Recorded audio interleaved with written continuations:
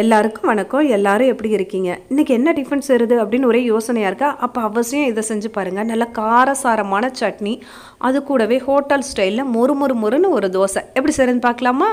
இதுக்கு 5லேருந்து 6 பெரிய வெங்காயம், 10 பல் பூண்டு, ஒரு சின்ன துண்டு புளி, ஒரு தக்காளி, தேவையான அளவு உப்பு, ஒரு 15 வரமிளகா எடுத்துக்கலாம். இப்போ ஒரு மிக்ஸி ஜாரில் நம்ம எடுத்து வச்சுருக்கிற அந்த வெங்காயத்தை 1-2 கட் பண்ணிக்கலாம். நைஸாக கட் பண்ணணுன்னு அவசியம் கிடையாது. ரொம்ப பெரிய வெங்காயம் இருந்துச்சுன்னா நீங்கள் 3 கூட எடுத்துக்கலாம். இது கூட நான் 15 மிளகா எடுத்திருக்கேன், 10 பல் பூண்டு எடுத்திருக்கேன், ஒரு சின்ன துண்டு புளி எடுத்திருக்கேன். இப்போ தேவையான அளவு உப்பு சேர்த்துக்கோங்க. உப்பு அதிகமாகிடுச்சுன்னா ரொம்ப கரிச்சிரும், சட்னி நல்லா இருக்காது. அளவாக சேர்த்துக்கோங்க.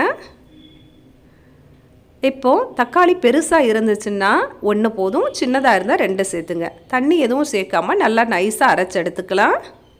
இப்போ நல்லா நைஸாக அரைச்சாச்சு, நம்ம தண்ணி எதுவும் சேர்க்கலை. இப்போ ஸ்டவ் ஆன் பண்ணிவிட்டு ஒரு கடாயில் 1½ டேபிள் ஸ்பூன் அளவுக்கு நல்லெண்ணெய் சேர்த்துக்கோங்க. நல்லெண்ணெய் ஊற்றி தாளிச்சிங்கன்னா நல்லாயிருக்கும். எண்ணெய் சூடானதுக்கப்புறம் கடுகு, கருவேப்பிலை, ஒரு சிட்டிகை அளவுக்கு பெருங்காயத்தூள் சேர்த்துட்டு நாம் அரைச்சி வச்சுருக்கிற அந்த சட்னியை இது கூட சேர்த்துடலாம். ஏன்னா சட்னியோட பச்சை வாசனை போணுச்சுன்னா ரொம்ப நல்லாயிருக்கும் டேஸ்ட்டாக. இப்போது கொதிக்கட்டும். கொதிக்கும்போது பார்த்திங்கன்னா ரொம்ப தெறிக்க ஆரம்பிச்சிடும். சிம்மில் வச்சுக்கோங்க. ஒரு 5 நிமிஷம் கொதிச்சாலே போதுமானது. அதிக நேரம் கொதிக்கணும்னு அவசியம் கிடையாது. கொதிக்கும்போது மூடி போட்டுருங்க. அப்போ சேஃப்டி முக்கியம். இப்போ இங்கே பாருங்கள், நம்மளோட சட்னி தயாராகிடுச்சு. எந்த அளவுக்கு சூப்பராக இருக்குன்னு நீங்களே பாருங்கள். இட்லி, தோசை எல்லாத்துக்குமே நல்லாயிருக்கும். ஆப்பத்துக்கு வச்சு சாப்பிட்டா கூட அவ்வளோ டேஸ்ட்டாக இருக்கும்.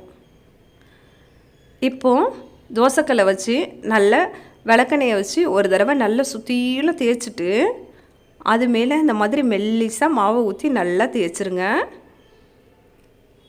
லேசாக தோசை வெந்ததும் நாம் எடுத்து வச்சுருக்கிற அந்த சட்னியை அது மேலே லைட்டாக அங்கங்கே தடவிக்கங்க. இப்போது இது ஓரத்தை சுற்றி நல்லா நல்லெண்ணெய் விட்டுங்க. அப்படி இல்லைன்னா நெய் கூட சேர்த்துக்கலாம். இப்போ மூடி போட்டு ஒரு 2-3 நிமிஷம் வேக விட்டுருங்க. அவ்வளவுதான், திருப்பி போடணும்னு அவசியம் கிடையாது.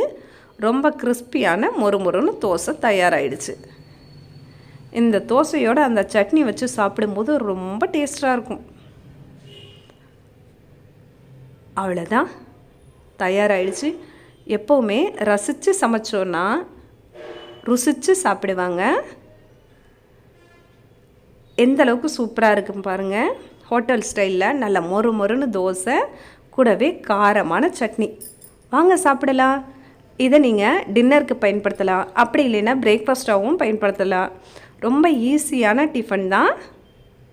கோதுமை மாவில் கூட நீங்கள் இந்த மாதிரி கரைச்சி கூட தோசை ஊற்றிட்டு இந்த சட்னி வச்சிங்கன்னா போதும். நல்லா சுள்ளுன்னு இருக்கும், சாப்பிடவே ஆசையாக இருக்கும்.